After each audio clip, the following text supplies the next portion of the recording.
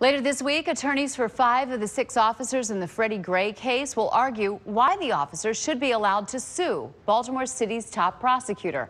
We have yet to hear from Marilyn Mosby's legal team on this, but crime and justice reporter Joy LaPola says she has talked to one of the attorneys for one of the city officers.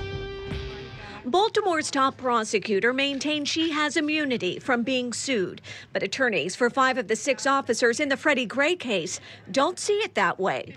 Members of the officers' legal team argue Mosby gave up that immunity when she decided to independently investigate the Freddie Gray case. Their role is to receive the evidence and then decide what charges to press. But when they do the investigation themselves and then based upon that investigation decide what charges to press, it removes that immunity that she typically would have been afforded. Not one of the officers Mosby's office criminally charged in Freddie Gray's case was ever convicted. They feel as if they were unjustly charged.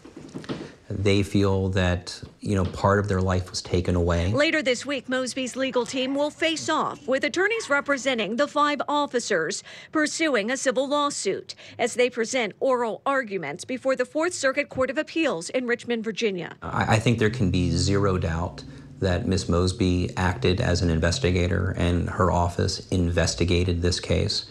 And by doing so, she opened herself up to civil liability. Mosby's legal team is appealing a lower court's decision that allowed the officer's lawsuit to move forward.